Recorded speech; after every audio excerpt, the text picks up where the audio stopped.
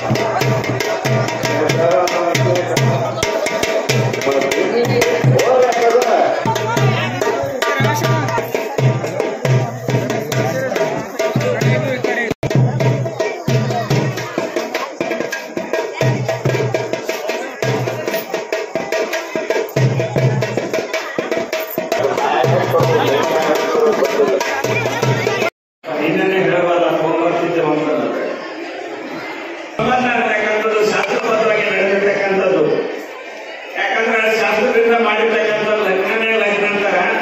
ಅದಕ್ಕೆ ಇಂಥ ಲಗ್ನವನ್ನ ನೀವೆಲ್ಲ ಹಿರೇಬೇವನೂರಿನ ಸಂತರು ಬಹಳ ವಿಜೃಂಭಣೆಯಿಂದ ವೈಭವದಿಂದ ಮದ್ದು ಸುಡುವುದರ ಮೂಲಕವಾಗಿ ನೀವೆಲ್ಲರೂ ಕೂಡ ಮಾಡ್ಕೊಂಡು ಬಂದಿರಿ. ಎಲ್ಲ ಹಿರಿಯರು ಮತ್ತೆ ಇಲ್ಲಿ ಒಂದು ಈ ಮಠದ ಎಲ್ಲ ಕಮಿಟಿಯ ಸದಸ್ಯರಾಗಿ ಏನ್ ಮಾಡಿರಂತ ಅತಿ ವಿಜೃಂಭಣೆಯಿಂದ ನೀವೆಲ್ಲರೂ ಕೂಡ ಸೇರಿ ಅಕ್ಷತೆಯನ್ನ ಕೂಡ ಹಾಕಿರಿ. ಅದಕ್ಕೆ ಇಂಥ ಸಂದರ್ಭ ಅಂತಕ್ಕಂಥದ್ದು ನೋಡ್ಲಿಕ್ಕೆ ಎರಡು ಕಣ್ಣುಗಳ ಸಾರಂಗಿಲ್ಲ. ಅದಕ್ಕೆ ಯಾರಾದ್ರೂ ಕೂಡ ಮುಯ್ಯ ವರ್ಷದ ಭಾಗದಲ್ಲಿ ಮುಯ್ಯಂಗ ಹೋಗ್ಬೇಡ್ರಿ.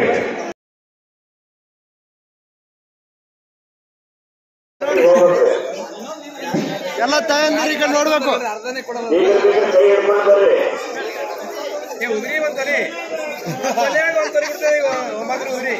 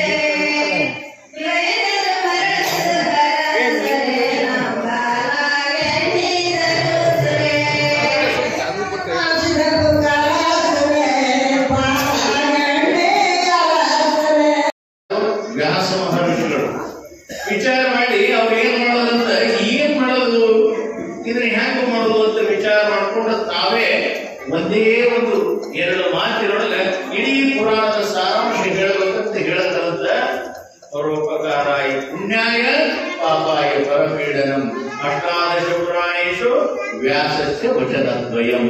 ಎರಡು ಮಾತು ಹೇಳ್ತೀನಿ. ಏನು ಅಂತ ಕೇಳಿದ್ರೆ ಪರೋಪಕಾರ ಮಾಡ್ರಿ, ಪುಣ್ಯ ಮಾಡ್ರಿ, ಹಸ್ತವ್ರಿಗೆ ಬಟ್ಟ ಯಾರು ಹಸುವಿನಿಂದ ಬಂದಿರ್ತಾರ ಅನ್ನ ಕೊಡ್ರಿ, ನಿಮ್ಮ ಕೈಲಿ ಆದ ಸಹಾಯ ಮಾಡ್ರಿ. ಸಮಾಜಕ್ಕೆ ಏನಾದ್ರೂ ನಿಮ್ ಕಡೆಯಿಂದ ಆಗ್ತಿತ್ತು ಅಂದ್ರ, ಸತ್ಕಾರ್ಯದ ಕೆಲಸ ನಡೆದಿತ್ತು ಅಂದ್ರ, ಒಂದು ಪೈಸೆ ಆಗಲೆಕ್ಕ, ಒಂದು ರೂಪಾಯಿ ಆಗಲೆಕ್ಕ ಅಲ್ಲಿ ದಾನ ಮಾಡ್ರಿ.